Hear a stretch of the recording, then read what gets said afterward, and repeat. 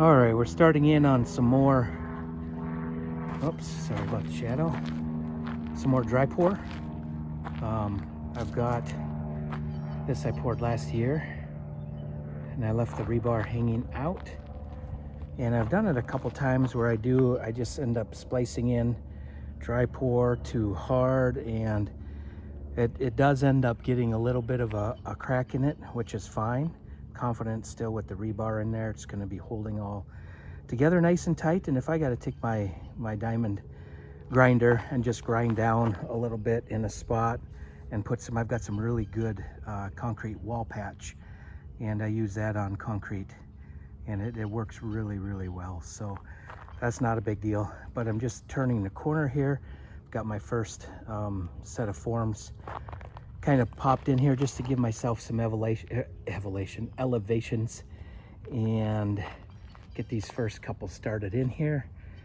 So I'm going all the way down this full length. I want to get this done so I can finish leveling out here and get some plants put in and continue the rock around. I've got the rock started right here, and I want to bring this around following the patio. So, and I might as well show the ran up to Home Depot and picked up the rebar.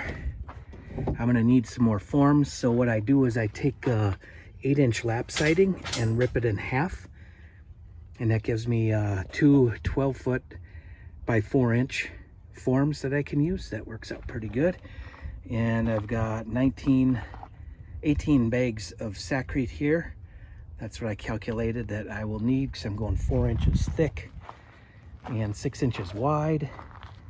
So hopefully that'll give me, and then as I go down, I use these spreaders that I made out of a old steel shelf that I had. And as I go, I just lay the Quikrete in there and then let the Quikrete act as the spreader. And then I can continue right down the line. Planted this tree also last week. It's autumn blaze maple, calling it our sesquicentennial tree. It's planted on the 250th birthday of United States of America. So that's kind of nice. But anyways, keep you posted as I go along here. All right, I've got about 24 feet of forms set in. I've got my rebar placed in. I just used a half, this is 3/8 rebar. I just used a 1/2 inch EMT conduit bender to bend those. They bend really easy. You could probably do it by hand.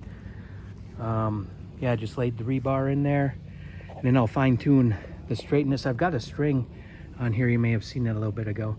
That's just to kind of give me a reference. I'm not trying to get this perfect. I just want it to be able to have a nice divider between the grass and the plantings. So this is where I stopped with my forms, because I need to use these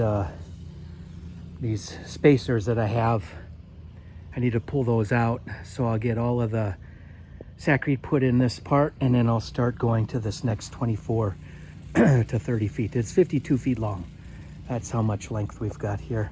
And actually I've used 1, 2, 3, I think I've used 5 bags of Quikrete so far on here. Okay, kind of show the stages here. So this is where I started at the corner. I've got that troweled and put a corner ledge on it. I needed to pull the stakes out so I could use them down here further. But then you've got, sorry for the shadows. So I'm in the process. I just filled these forms up with the Quikrete. I've got the rebar in at halfway. You can see the rebar poking out right down here, and then heading down towards the end. So I'm going to pull these stakes, spreader stakes out of here now, once I get this set the way I like it. And then I'll get that last 12 feet. Well, I guess, what is it? 12 feet plus 4, so about 16 feet. Glad I had one piece extra. I'll have to cut that one down and make it fit. And I've got some extra rebar. I got 2 10-foot pieces there, and I've got 2 10-foot pieces I've had behind the shed for a while. So just wanted to give you a quick update. Just been wheelbarrowing it along here from the truck. And yeah, it's going pretty good. All right, well, I got a little bit ahead of myself. I wanted to show you before I sprayed, but I have put one spray on it. It's really hot today. It's in mid to upper 90s.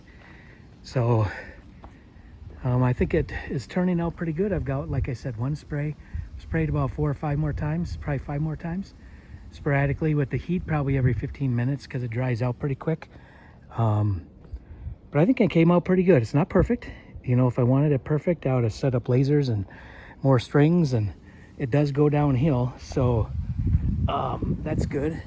I have to backfill a little bit along this side. I made a little bit of a wash right there. So I didn't want this to be a dam for the backyard because it all does swale out that way. So that's where I made a little wash.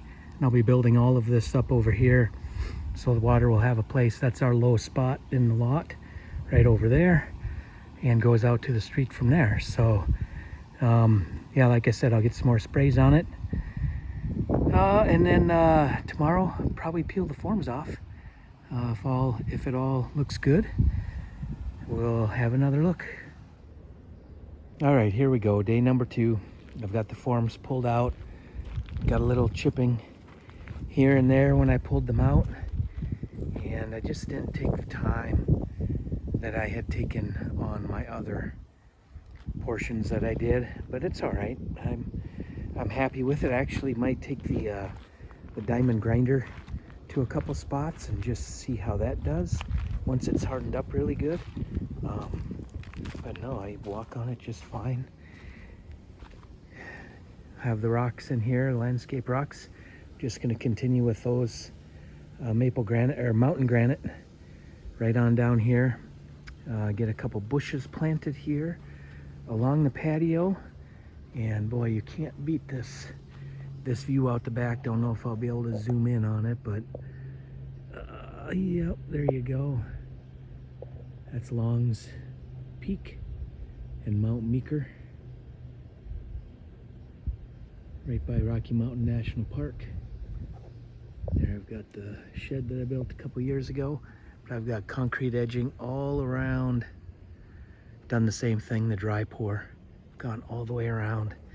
And then I've got this area is next on the list. So it's coming together, just takes time. Also takes a little bit of money, but it's a great do-it-yourself project. If you want a good solid border and pretty reasonably priced. My Home Depot trip for the 19 bags, which I used all 18 bags. I had one extra bag. I used 19 bags for 52 feet. And I picked up some rebar, 10 foot by 3/8 rebar.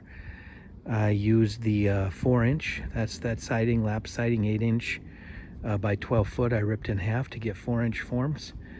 And that would be another suggestion if you really were particular about having this nice and straight. Use 2x4s. Even 1x4s would give you a better result, but I had some curves. I've got a curve up there, and I put a little bit of an S curve in over here, and I just wanted something flexible, so that's what I went with. And they're definitely a lot cheaper than buying full length 2x4s. So anyways, I'll put that together probably in maybe a month or so when I get this finished up down over here. But yeah, thanks for watching, and we'll see you on the next project.